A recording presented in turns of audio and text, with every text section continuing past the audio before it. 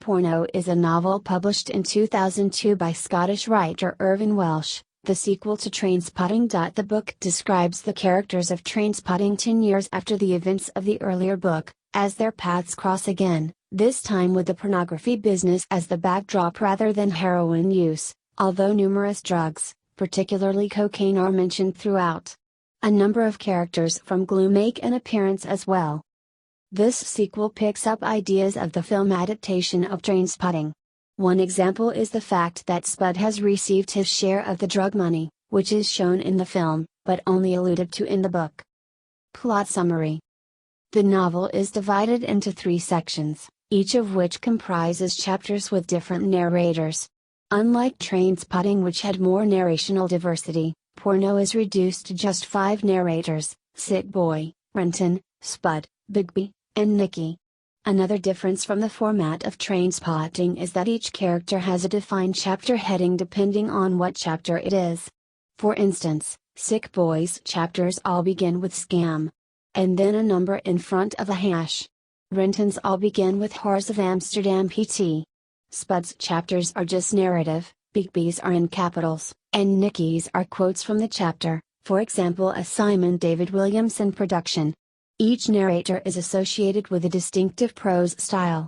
Renton, Sick Boy, and Nicky's chapters are written almost entirely in Standard English, while Bigby and Spud's chapters are in Scots.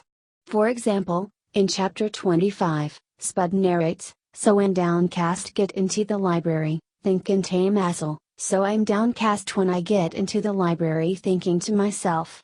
He also repeats certain words when talking, such as cadboy or cat, likes or likesay, and ken. Bigby often swears a lot during his chapters. Sick Boy's returning grandiose nature is featured in Imagine interviews with John Gibson of the Evening News and Alex McLeish. Section 1, Stag. Simon Sick Boy Williamson leaves the London crack scene and returns to Leith when he comes into ownership of his aunt's pub. Convinced that the area is destined to become a social and cultural hub, Simon decides to focus his energy into making the pub an upper-class establishment. Nicky Fuller-Smith is a university student who works part-time in a massage parlor. Rab, a university acquaintance, introduces her to his friend Terry Lawson and his underground, homemade pornography operation. The scene interests Nicky. Danny Spud Murphy has been regularly attending group sessions in an attempt to kick his drug habit. His relationship with his partner Allison is estranged and Spud feels like he has become a burden on her. He considers his life insurance policy and contemplates suicide. Meanwhile, in Amsterdam, Mark Renton is co-owner of a successful nightclub. One night, a DJ from his hometown, Carl Ewart from Welsh's previous novel Glue, plays at one of his clubs and recognizes him. When Sick Boy learns of Terry's operation, he offers the use of the upstairs bar to shoot some scenes. During their first meeting, the group begins planning to shoot a full-length adult film. The first section concludes with Outside, a chapter noting the release into society of Francis Bigby. Section 2, Porno. While in prison, Bigby received anonymous packages of gay porn sent from Sick Boy. He was determined to find the culprit upon his release. While accompanying an old friend on a debt collection errand, he meets Kate and begins a relationship with her. When Allison begins working at Sick Boy's pub and Sick Boy deliberately attempts to end her relationship with Spud, the friendship between Spud and Sick Boy is over. During one heated argument, Spud reveals that he received his share of the money from Renton. He also unveils his recent ambition, to write a history of Leith. Bigby visits Sick Boy's pub. As the two converse, Sick Boy considers the merciless trait of opportunity and threat accompanying Bigby's release. Soon after, Terry, Rab and several other friends arrive and begin discussing their upcoming road trip to Amsterdam, a bachelor celebration for Rab. Sick Boy is initially reluctant to attend but changes his mind after Carl, a DJ, mentions that Renton works at a club there. Section 3, Exhibition. Sick Boy's porno shoot becomes a slow demolition of his so-called mates. Spud ends their friendship when Sick Boy tells him he was using him for the purpose of a scam. Nicky becomes disillusioned with him after realizing that he really has no loving side and really is the cold-hearted, deceitful man that she tried desperately to ignore. Bigby grows tired of Sick Boy being smarmy, although Bigby becomes angry with everyone in due course. Spud tries to provoke Bigby into killing him so his wife Allison will profit from his life insurance. As Bigby is angrily beating Spud, Allison and the couple's young son burst in, stopping them.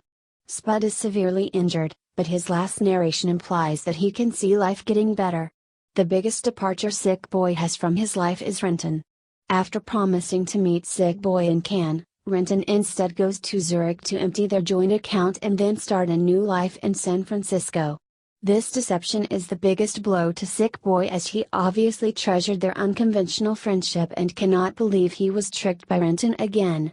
Bigby later discovers Renton while visiting Leith and is hit by a car while running across the road to assault him.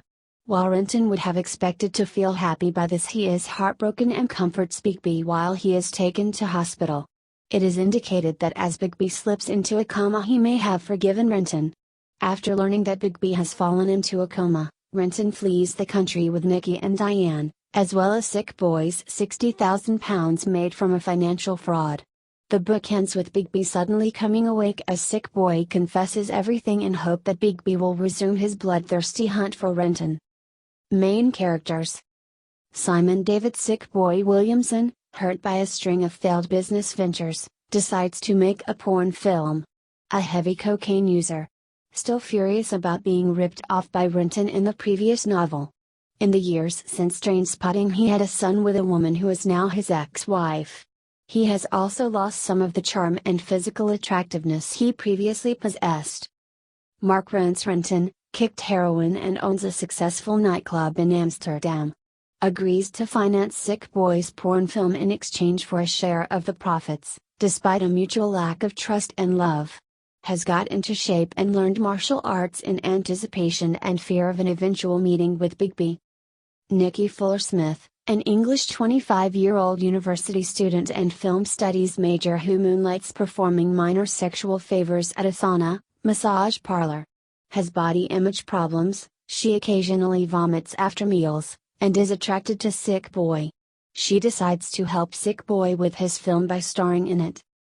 Terry Lawson, a self-centered womanizer, his sexual exploits find him involved in the local dogging, amateur pornography scene, into which Rab introduces Nikki, becoming the star of Seven Rides.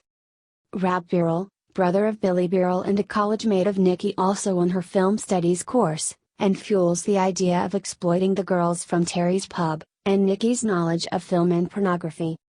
Danny Spud Murphy, after receiving his share of the drug money, he has been regularly attending group sessions in an attempt to kick his drug habit. Is in an estranged relationship with Allison, a character who was in an on-off relationship with Sick Boy in Trainspotting, and feels like he has become a burden on her. He considers his life insurance policy and contemplates suicide. Rap Second Prize McLaughlin, a reformed alcoholic, the fifth of the gang robbed by Renton at the end of Trainspotting, though not in the film. Has turned to religion in an attempt to curb his alcoholism and distance himself from his former friends. Francis Franco Bigby, a violent psychopath who seeks his former friends after being recently released from prison. He ends up murdering the sex offender Chizzy, effectively destroying the plans of all the characters, though he sees his own actions as heroic. Major themes. Welsh picks up upon ways in which Edinburgh has changed. Film adaptation. Danny Boyle stated his wish to make a sequel to Trainspotting based on Porno, which takes place 9 years later. He was reportedly waiting until the original actors themselves age visibly enough to portray the same characters, ravaged by time. Boyle joked that the natural vanity of actors would make it a long wait. On September 10, 2009, Robert Carlyle revealed that Boyle was edging closer to making Porno. Carlyle, who played Bigby in the film, said he would jump through hoops of fire backwards for the filmmaker and would do Porno tomorrow for nothing. Ewan McGregor, who played anti-hero Renton, expressed his reluctance to do a sequel, saying it would be a terrible shame. Boyle and McGregor had not worked together since 1997's A Life Less Ordinary, when McGregor was passed over in favor of Leonardo DiCaprio for the lead role in Boyle's big screen adaptation of Alex Garland's novel, The Beach. In 2013, McGregor noted that he was ready to work on the film with Boyle after reconciling. In 2013, Boyle said that any sequel to Trainspotting would be loosely based on Porno. On May 6, 2014, Welsh confirmed that he had spent a week with Boyle, Andrew MacDonald and the creative team behind Trainspotting to discuss a sequel. Welsh stated that the meeting was in order to explore the story and script ideas. "We're not interested in doing something that will trash the legacy of Trainspotting. We want to do something that's very fresh and contemporary." On November 17, 2014, Welsh revealed that McGregor and Boyle had resolved their differences and had held meetings about the film, saying, "I know Danny and Ewan are back in touch with each other again.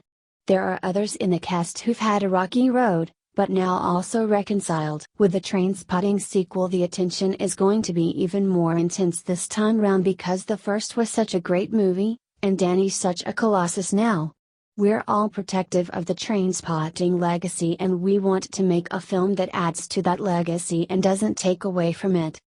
Filming on a sequel to Trainspotting began in May 2016, with all the major cast members reprising their roles and Danny Boyle directing. It was released on January 27, 2017.